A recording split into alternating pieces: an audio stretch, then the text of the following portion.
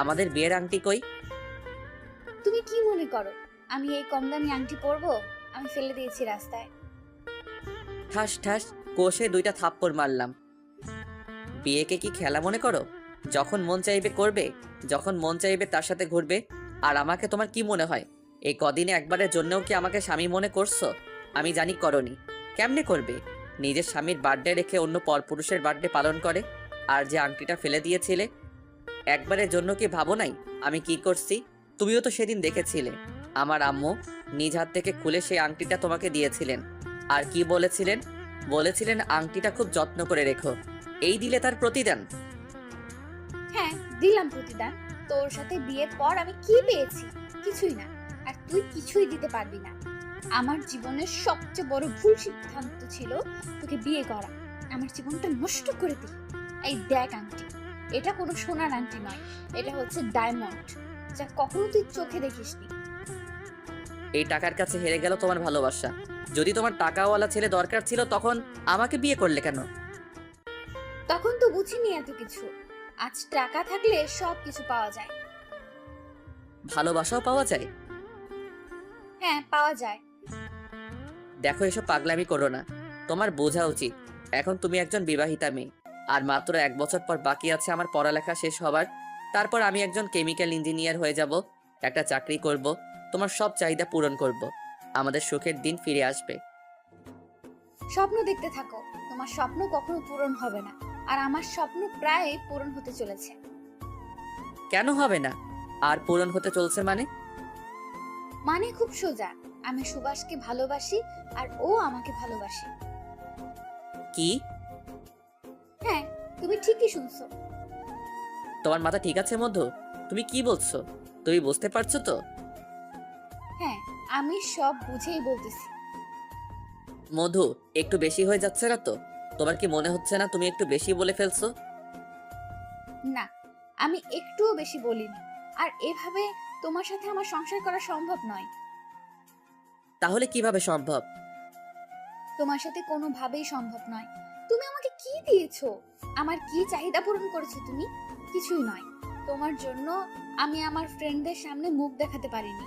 যেই সব ফ্রেন্ড কোনোদিন আমাকে ছাড়া এক মুহূর্ত থাকতে পারতো না, আর সেই ফ্রেন্ডরা আমাকে অ্যাভয়েড করছে। প্রকৃত বন্ধু কখনো নিজের বন্ধুকে ছেড়ে চলে যেতে পারে না। তারা দুঃসময়ে তার ফ্রেন্ডকে একা ছাড়তে পারে না। ওরা তোমার আসল ফ্রেন্ড না। আমার ফ্রেন্ডদেরকে নিয়ে কোনো ধরনের আজেবাজে মন্তব্য করবে না। Please try to understand. তুমি এভাবে আমাদের সুখের সংসারটা ভেঙে দিও না প্লিজ। হ্যাঁ, সুখের সংসার। তোমার কাছে সুখের সংসার হলে আমার কাছে মোটেও সুখের না। আমি চাই তুমি আমাদের মাঝ থেকে সরে যাও। তুমি সরে গেলে আমি সুভাষকে বিয়ে করে ফেলবো। আর এক মুহূর্ত দাঁড়িয়ে থাকতে পারলাম না।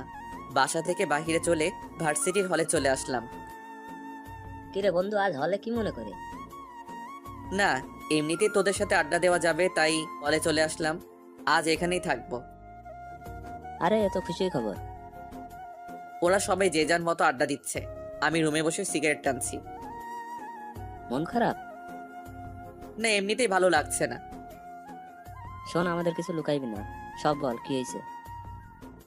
আসলে বন্ধু, আমি বিয়ে করেছি অনেক দিন হয়েছে। এই কথা শোনার পর ওরা আমাকে মারতে শুরু করলো। আরে আরে, সবটুকু শোন তারপর মারিস। তারপর সব বললাম। আমার কথা শুনে ওরা সবাই অবাক। বন্ধু, ফাইনাল পরীক্ষার ডেট দিয়ে দিছে, আগামী মাসে পরীক্ষা। আব্বে সালা, আমরা আছি টেনশনে আর তুই আছিস পড়া নিয়ে। আসলে সব ব্যাচে এরকম 2-1টা হারামি থাকে যাদের সামনে আজরাইল আসলো বলবে একটু দাঁড়ান, এই টপিকটা শেষ করে দেই। কি করা যায় বন্ধু এখন? আমি ওকে খুব ভালোবাসি, আর মধু অন্য কারো হবে সেটা আমি মানতে পারছি না। প্লিজ তোরা কিছু কর। এক কাজ করি, কি? যার সাথে মধুর রিলেশন তাকে একটু ধুইয়ে দেয়। আইডিয়া খারাপ না।